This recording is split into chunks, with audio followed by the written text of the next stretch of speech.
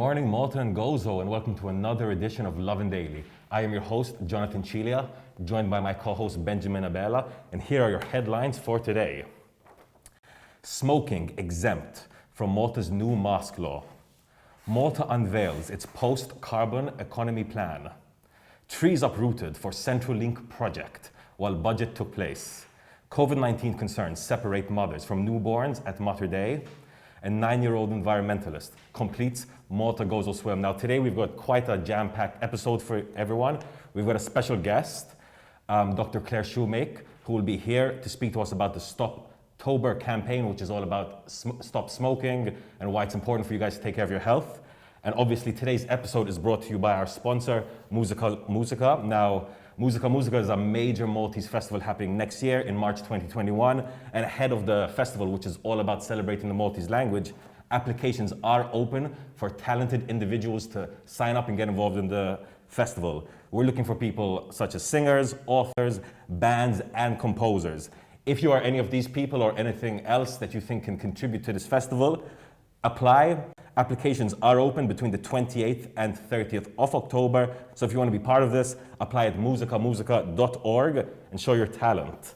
Ben, shall we head to the first story? Sure. So first story of the day, smoking exempt from Malta's new mosque law. So quite a controversial statement made by Health Minister Chris Fearne yesterday. Chris Fearne yesterday said that people are actually allowed to remove their masks to smoke, although he said that he doesn't obviously recommend it, and he recommends that people stop smoking wholeheartedly. Now this comes right as a new law that makes the wearing of masks mandatory came into place. Fearne also urged people not to find loopholes in this new mosque law. Now obviously this the statement from Fearne created quite a bit of backlash as people started saying that smokers are actually getting superior treatment than other normal citizens due to the fact that they can actually go without wearing their masks, with some people jokingly saying that they will now just start smoking to get rid of their masks. What do you make of this? Guys, definitely don't start smoking just to get rid of your mask. I mean, that's not a very healthy long-term plan at all. But yeah, no, it's very controversial. You know, if you're a non-smoker, you know, you're going to be looking at smokers like they're a little bit privileged. They might get a bit of priority now. What's important to remember here is that fines for this remain at €100. Or €50 if they're paid before proceedings commence. And as you said yourself, you know, a lot of people are looking for loopholes. I mean, starting smoking is exactly that loophole. Chris Fearne has said, don't look for loopholes. This is for our collective benefits. This is for our collective health, guys. So, you know, definitely be a bit smart when it comes to this. Moving on to the second story of today, and going back to the budget a little bit. So something that wasn't really discussed with the budget is how one whole chapter of the budget was dedicated to Malta becoming a post-carbon economy. Yes, by 2050, the island wants to become a carbon neutral island, and it's got a few plans to kind of get us there. A few proposals and measures to incentivize the greenification of Malta, as it were. So some of the things include, you know, developing a low carbon strategy that includes measures such as having greener transport, having a higher standard of energy when it comes to industries and households, as well as a more holistic waste management overall on the island. So, you know, this is going to take a while. It's not only there, though. It's not only about that. It also goes to businesses.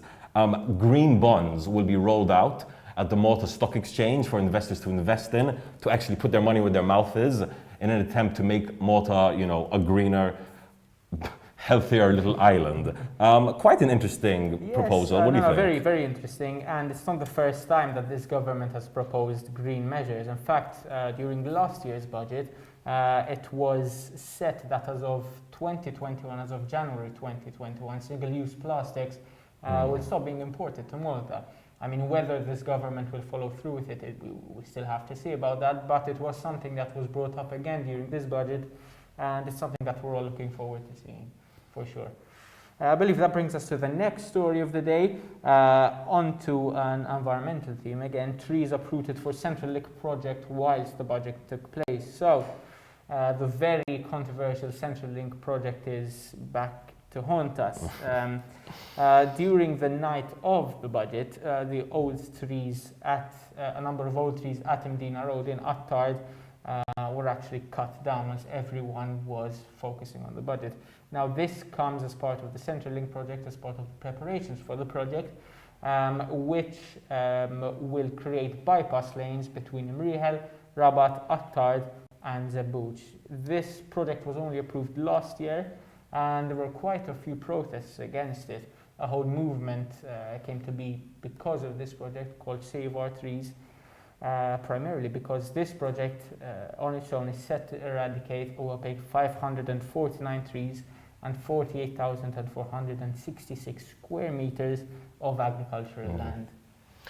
A big project. As you said yourself, a very controversial one. You know, I've been spending a little bit of time in Attard recently and the works are well on. Some of the main roads there are, you know, you can't pass through them or they've become one way. I'm sure it's a little bit of a headache for residents. But this isn't the only project that's underway. Just this morning, Ian Borge, Transport Minister, announced that the Santa Lucia project, big project as well happening in the south, will be unveiled in the coming days. Now, when it comes to the trees involved in this project, at least 295 trees will be cut down. 254 have been transported, but it's not only that. 597 new trees will be planted in relation to this project. So let's see if they do come through with that. That would be a net benefit for trees. Obviously, it will take a while for them to grow, but let's see where they go with that, because the trees are a major sore point when it comes to these projects. Moving on to the fourth story of today, a bit of an emotional one. So Lovin Malta has spoken to a few pregnant mothers and recent mothers about how COVID-19 has affected their births. And a few mothers have had some serious concerns that as soon as they give birth, they'll be separated from their newborn. In fact, one mother spoke to us specifically. You can find all of this on lovinmalta.com.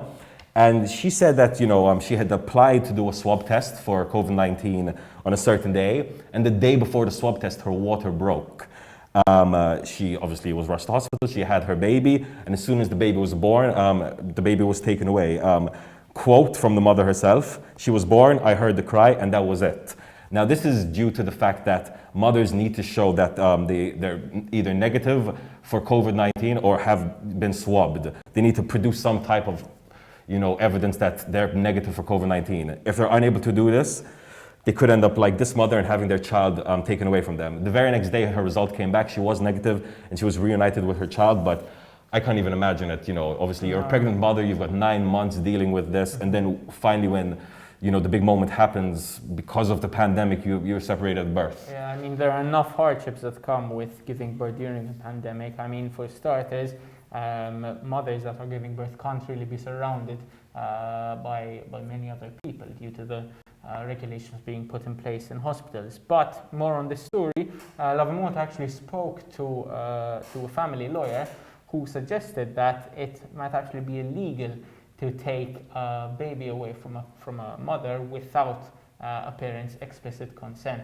So I believe there's more to this story than meets the eye, probably. On to the last story of the day, ending this show on a good note. A 9-year-old environmentalist completed a Malta-Gozo swim.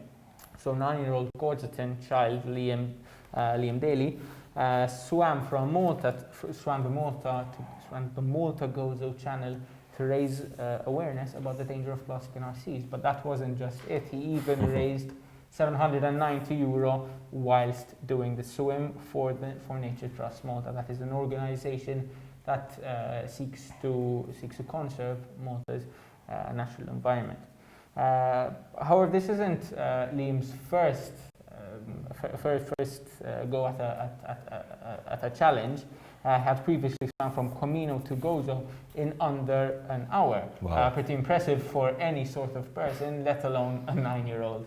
I know, this Liam's definitely a little legend in the making. What's really amazing is obviously this year we saw the incredible Herculean feat of Neil Ajus swimming between Sicily and Malta. And it seems like after his incredible feat, you know, a lot of people have been inspired to take up these, you know, big challenges, these endurance challenges in the natural wild, in the environment, be it swimming, be it running, or other types of sports like this. So Liam, massive shout out to you from here, everyone here at Lovin Malta. totally in support of what you're doing, and hopefully we start seeing more and more young people, you know, take up these massive challenges in support of the environment. I just want to make a quick reminder that today's episode is brought to you by Musica, a major Maltese festival happening next year in March 2021, celebrating the Maltese language. People are looking for singers, authors, bands, composers. If you are one of these people, sign up between the 28th and 30th of October by heading to musica.org, and you can show your talent. Now we're going to cut to a quick video of Liam, actually, and after the video returns, Dr. Claire Schumacher will be here to discuss smoking and why you need to stop. Go! Go! Where are you?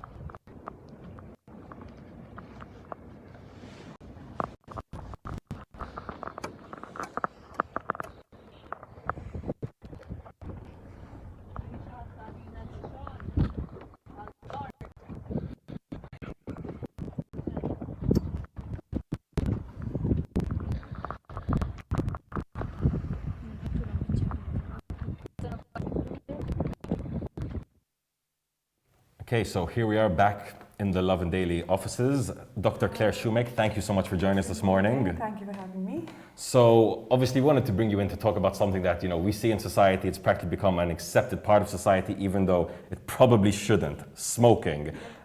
So right now there's a campaign going on, the STOPtober campaign. So let's just start off from there. What is this campaign exactly? Well, this campaign is designed to raise awareness of the hazards of smoking and obviously of the dividends that you can get from stopping. Let's call them smoking cessation dividends. Very smart. That is exactly what the campaign is all about. So people should know by now, but in case they didn't, let's refresh their memories. What are the short and long-term health effects of smoking? Okay, so I think from a short-term perspective, we're looking at an immediate sort of return in the sense that you can breathe better, you are more physically active. So, for example, people who are athletes can perform better. Even on the sort of daily basis of living your life, if you're at home and going upstairs, you can navigate this better. Many smokers are women, and perhaps they're more interested in their appearance, so your skin becomes clearer because you are more hydrated. You have cleaner teeth, nicer smell. So those are the short-term benefits. Again, if you have sort of issues like when we get sick in the winter, then you can negotiate your condition better than if you are a smoker. In fact, at the pharmacy, because I am a practicing community pharmacist as well, when people come and complain of a cough or of a cold, one of the first questions that we ask is, are you a smoker? Because if you are not a smoker, we would treat you in one way. But if you are a smoker, where you tend, for example, to have phlegm in your lungs, then I'd give you a heavy-duty cough syrup, you know what I mean, designed to really... So it really makes a difference. So it makes a difference. It's one of the questions that we ask all the time. Wow. And also, there's a high incidence of asthma in Malta, also because of our environment, as we're pertinently talking about before. So there's a greater propensity, also with the construction and all the, all the dust that we have in the air. So the incidence of asthma in Malta is pretty high. So if you couple that with smoking, then the clinical picture is obviously worse. Okay. Now, I think something that has been taking off quite a bit lately is... Sorry to stop because you asked me for the short and the long term. Let's go into the long term. Sorry. Let's go into the long term. The long term effects that I wanted to talk about actually are far more serious. Wow. Okay. Because the chemicals, it's not the nicotine per se, because nicotine will have effects on your heart rate and things like that, but it's the other chemicals that are present in cigarettes, the tar and the other chemicals that are oncogenic, which means that they predispose to cancer formation. Now, quite obviously, somebody might argue, I've spoken for all my life and I haven't had a bleep with cancer, But there is a definite positive correlation between smoking and cancer, for example. Wow. Breast cancer in women, lung cancer. So there's a certain type of cancer which is called small cell lung cancer, which is present only in smokers. So that's one type of lung cancer that you would definitely exclude from your list of potential fates if you stop to smoke. Having said that, if you have a history of smoking, then you can still you can still develop small cell lung cancer. So it only shows up, manifests itself in people who have a history of smoking. Oh wow! So, but the effects can actually last years afterwards, Yes. actually. Yes. Okay. Which is not a reason why I should not stop to smoke. All right, so I think something that many people are using as an alternative to stopping smoking is vaping. Yep. Now, the big question is vaping actually any better than smoking? Does it do the same damage to your lungs and to your body as smoking? Okay, the answer is that it is less hazardous than smoking. The reason is that in a cigarette there are many other chemicals that are less present in the vaping option, which does not mean that there are not other chemicals present in electronic cigarettes. One very important chemical is diethylene glycol, which seems to be present in vaping apparatus. And diethylene glycol is still a carcinogen. Oh wow. So you're not running away from it at all, really. It's less hazardous, but it is still hazardous. Okay. There are other hazards. I think one big hazard, perhaps the biggest hazard associated with vaping, is the fact that it is widely perceived as being safe. So, and it's also a quick fix in the sense that you're stopping to smoke without suffering. So, the biggest hazard, because I was reading actually about it a while ago, is that there seems to be a culture in which young people start to vape, not start to smoke. And that's a really bad thing. Yes. So I think the culture around, I think there are other ways in which you can stop to smoke, and I hope I'm giving the opportunity to talk a little about this later on. Yes. Because it's not the way to do it. I mean, I think it should not be marketed or even touted as a sort of viable alternative to normal smoking. Are you concerned about the rise of vaporizers in Malta? Yes, totally. Because there are other ways in which you can stop to smoke, and these are, and the aids that exist to help smoking cessation require willpower, you see. And we seem to be trying to remove this from this equation because we need, I always talk about smoking as it is an addiction like anything else. And you stop to smoke because you rewire your head, you see. You have to rewire your neural networks. You need to stop associating smoking with a compensatory mechanism. So I've eaten, so I smoke. Or I've done a certain activity and I smoke. Or I'm stressed and I smoke. The vaporizer does nothing to rewire your head. And this is what you need to do, because you need to say, I am no longer a smoker. And the vaporizer does not do this for you at all. So you actually just mentioned something. So in Malta, you know, especially among my friends, as soon as you finish a meal, cigarette time. Exactly. So these kind of matching behaviors, is this a big issue when it comes to smoking? Yes, it is the addiction profile. So you need, if you want to stop to smoke, you need to make the decision to stop to smoke. And I always say, when you decide to stop to smoke, you don't stop tomorrow. It's not a good idea. The idea is to sit before you say, look, I would like to stop smoking. And you might set yourself a target date, which is a month away, 2 away. But in this interim, you think and you self-analyze. So you might look at your smoking patterns. You might look at when you really need a cigarette. And these are the pitfalls you're going to face when you actually stop to smoke. So these are the times where you're going to need your smoking cessation aids to help you. And you're going to need to be armed at that particular point with access to your smoking cessation aids. And for example, so after a meal, you're going to keep your gum right next to you. So that as soon as you finish to eat, instead of looking for a cigarette, you're going to pick up your gum. Or, for example, you can use inhalators, which do the exact same thing. I mean, you have the stub that you put into your mouth, and then you fix a little bit of, it comes like little cartridges, nicotine cartridges, which then you would use. No. And it emulates the cigarette smoking thing. But the nice thing about the smoking cessation aids available on the market is that they exist in different strengths. I see. So you can train yourself to require less. So for example, gum exists in 2 doses, 4 milligram and 2 milligram. There are patches which exist in step 1, step 2 and step 3, step 1 being the most strong. So everything with the sort of, I'd like to call them pharmacological smoking cessation aids, is geared to tapering off your need, to helping you manage your addiction. And this is why I prefer them so much more than vaping, say. So obviously, you know, it's nearly every week where you'll see someone on Facebook or a friend say, I'm quitting smoking, that's it. And then they usually won't last. And if you speak to them, they'll say, you know, oh, the nicotine patches, they didn't work on me.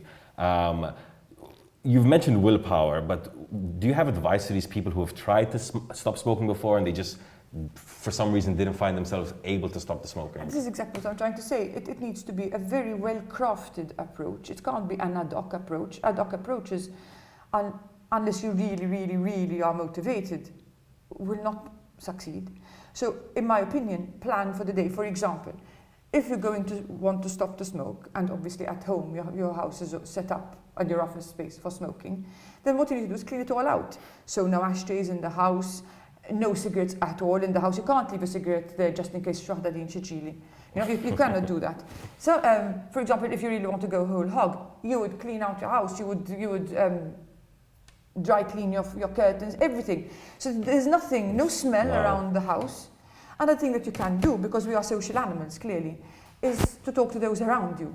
So you would say to those around you, no, look, I'm trying to do this, and please help me.